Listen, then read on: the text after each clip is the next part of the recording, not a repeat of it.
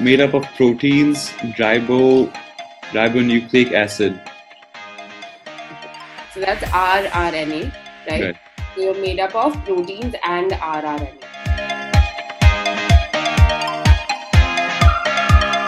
Yeah, so my whole this is the main part of my costume. Okay. So I am a lysosome, so I am responsible for disposal of waste in the cell. So hence the garbage bag. Okay. That's why the garbage is written over here. Okay. And also it's known as like the suicide bag of the cell. So basically when the cell, when a new cell needs to be put in the body, or there's a lot of metabolic waste in the cell, then the cell self-destructs because of the enzymes present in the lysosome, and hence the button over here. So you press it and the cell self-destructs.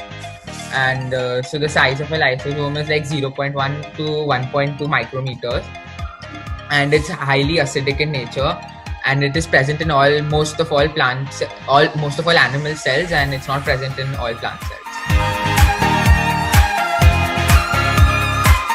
Okay, so I'm the cytoplasm. And basically cytoplasm is a jelly-like fluid, and it's made up of 80% water, hence the blue color. It doesn't have a color, it's no color, but it is 80% water and jelly-like, so this kind of depicts that. And another thing is that it is mainly composed of salts, water and protein. It's in both animal and plant cells. In eukaryotic cells, it consists all the materials inside the cell and outside the nucleus, whereas in prokaryotic cells, it consists all the enzymes for metabolism. Okay. Yeah, that's Lovely.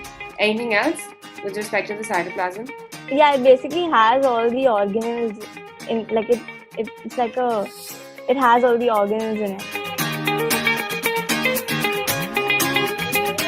So I'm the nucleus, which is the brain of the cell, and I also made a nucleolus with the chromosomes around it.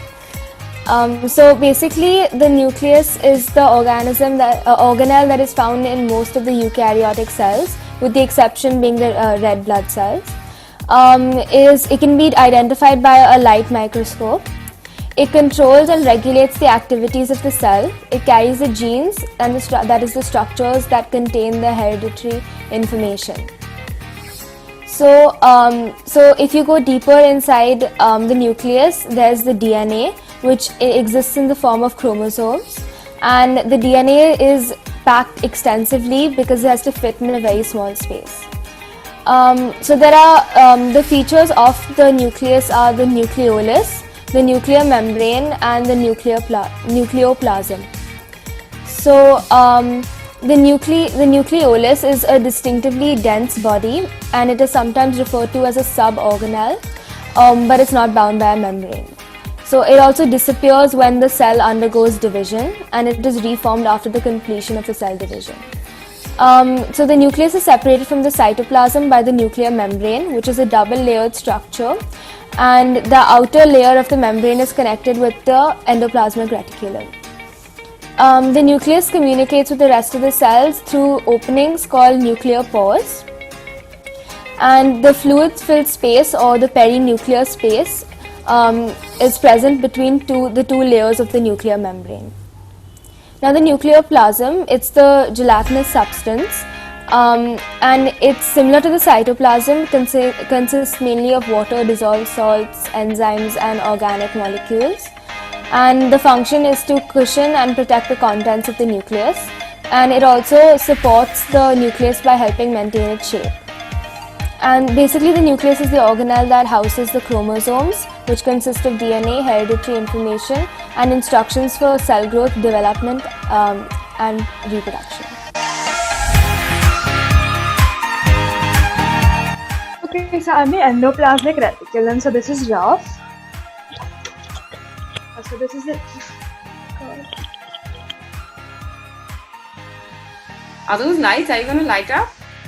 No, they're just ping pong balls and paper. But this is the rough side and this is smooth, and my head can do the nucleus. So basically, the endoplasmic reticulum runs across the cell. It's present in most eukaryotic cells except for red blood cells. On the left side, membrane-bound ribosomes are attached.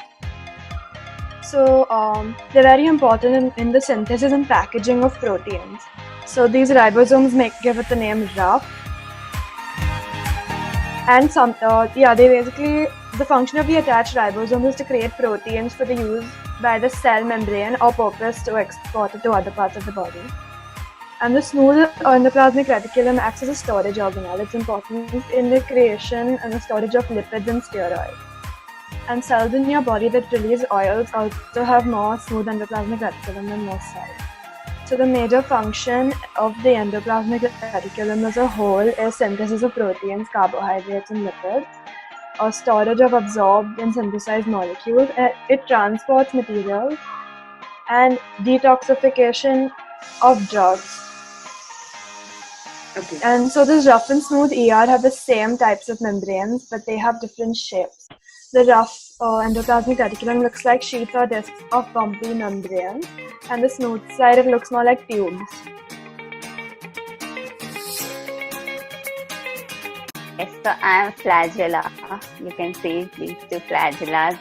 And then basically singular flagellum, plural flagella. Flagellum is a whip-like structure projecting from the cell surface. It contains a ring of 9 double microtubules plus 2 central ones, and basically it is used for locomotion.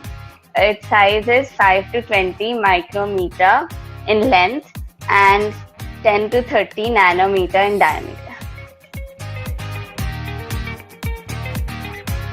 Chloroplasts, and chloroplasts are exclusively located in the plant cells because their major function is photosynthesis, which is a process by which plant cells create their own food. So photosynthesis is one of the most significant life processes because A, it provides food for all. That means not only for the plants but also for animals that feed off the plants and for humans who eat those plants. And 2, it's the only biological process which releases oxygen as a byproduct into the atmosphere for breathing. Chloroplasts are bound by a double membrane, that's why I have 2 layers. And basically the equation for photosynthesis is 6CO2 plus 12H2, and the presence of light and chlorophyll gives C6H12O6 plus 6O2 plus 6H2O. C6H12O6 is glucose, that's why I have glucon D. And so basically they're minute oval, and this is the cap is for sunlight. The minute oval bodies which are bound by double membrane, and the interior contains these flattened stacks called thylakoids. In the walls of the thylakoids you have the pigment chlorophyll, which is what gives the green color to the plants. And they're arranged in these spirals called grana in a ground substance called stroma.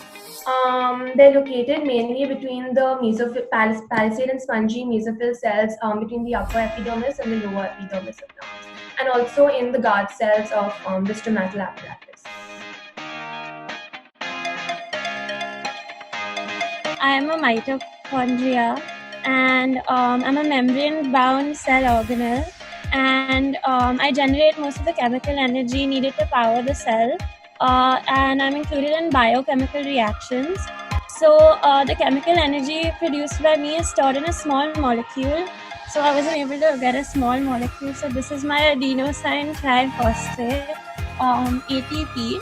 And my most prominent role is to produce the energy current of the cell, again ATP, through respiration and to regular cellular metabolism. And because of this reason, I'm called, one second, I don't know if you can see it, the powerhouse of the cell. So these are my cristae. They're folds of the inner mitochondrial membrane. And my cristae increase my surface area and allow for faster production of ATP because there are more places to perform the process. And so my ATP helps to break down food molecules and releases it to fuel other cellular processes in the cell.